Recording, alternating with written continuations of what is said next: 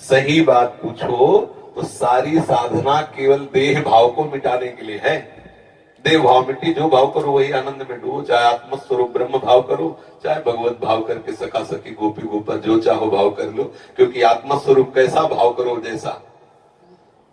विचार करना, जैसे मानो एक सन्यासी है, वो आत्मस्वरूप को निर्गुण निर्विकार देख रहा है, अनुभव में आता है ना।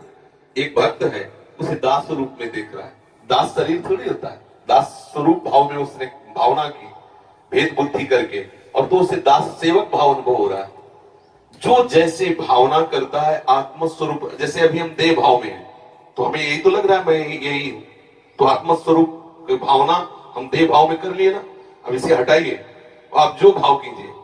अंतिम समय यदि मृग का चिंतन करते हैं तो आत्मस्वरूप मृग स्वरूप में प्रकाशित हो जाता है।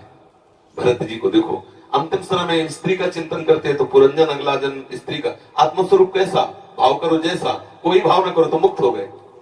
समझ गए ना, कोई भाव नहीं, मुक्त हो गए। अगर भाव कर रहे हो तो किस कोटि का कर रहे हो, जो कर रहे हो उसी का फल है। अपने लोग क्या भगवत भाव, अपने लोग क्या सखी भाव, अपने को सखा भाव, अपने को दास भाव, जो भाव करो सो वो आपको प्रभु ऐसे ही अनुभव, आत्मस्वरूप प्रभु है। और कोई भाव नहीं तो जीवन मुक्त हो गए। समझ में आ रहा है? आत्मस्वरूप कैसा भाव करो जैसा, और कोई भाव ना करो तो इसे कहते हैं निराकार और निर्विकार चिदानंद में स्वरूप। बिल्कुल सब सिद्धांत सत्य है, पर अपने भाव को पहले शरीर भाव से हटाना होगा। जब तक शरीर भाव है तब तक विषय भाव है, कोई भगवत भाव नहीं, कोई ज्ञान भाव नहीं, कोई योग भाव नहीं। योग में भी चित्तवृत्ति का निरोध करके विषयों से हटाकर आप परमात्मा स्वरूप प्रभु में लगाया जाता है। ज्ञानी जन देह भाव का नाश करके अपने स्वरूप में स्थित हो जाते हैं। भक्त जन देह भाव का नाश कर भगवत स्वरूप में, जिसे आत्मा कहते हैं ज्ञानी जन, भक्त जन उसे भगवान कहते हैं, योगी जन उसे परमात्मा कहते हैं। तो वही एक तत्व, समझ रहे ना। ये देह भाव हटाना, तुम पुरुष न थे ना हो न रहोगे। ये पोशाक पुरुष की धारण करने से कोई पुरुष नहीं हो जाता, पर ये भाव मिटना बड़ा कठिन है, इसीलिए साधन में लगाया जाता है। अगर भाव अभी समझ में आ जाए तो अब भी आत्मा का कोई बंधन नहीं है। इसीलिए मोक्ष भी झूठा और बंधन भी झूठा।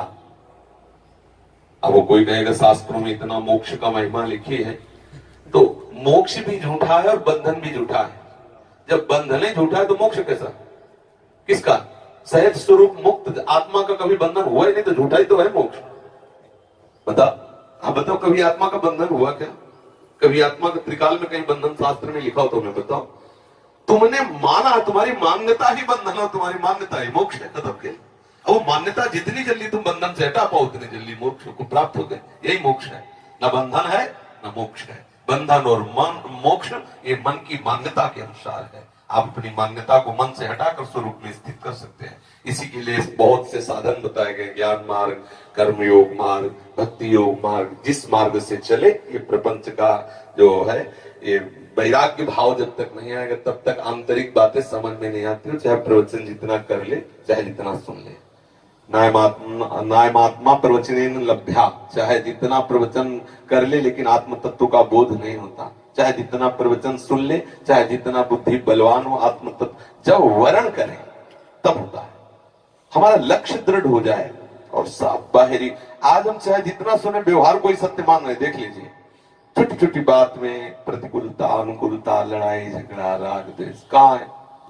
केवल बातें केवल हो रही आत्म तत्व बोध की तरफ या भगवत मार्ग की तरफ। सच्चाई से चलने लगो, अंदर ही मार्ग दिखाई देने लगेगा, अंदर ही प्रकाशित हो जाता है मार्ग। साधकों को ज्यादा माथापच्ची नहीं करनी पड़ती। जैसे एक यमुना स्नान करने शिष्य जा रहे थे तो गुरुजी ने टार्च दी, अंधेरा था, एकदम धीमी सी एक पैर दिखा। बोले गुरुजी इससे लक्ष्य की प्राप्ति कैसे होगी, बहुत कम प्रकाश। बोले जितना एक पैर के लिए प्रकाश है बस वो पैर बढ़ाते चले जाओ तो हर पैर में प्रकाश मिलेगा, आप लक्ष्य तक पहुंच जाएंगे।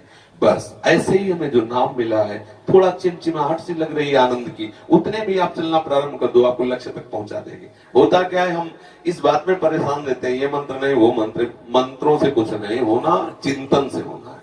आप चिंतन सुधार लो, अभी ठीक हो, अभी आनंद आ जाएगा। कुछ न जपे, कुछ न जपे, कुछ न चाहे, जीवन मुक्त हो गए।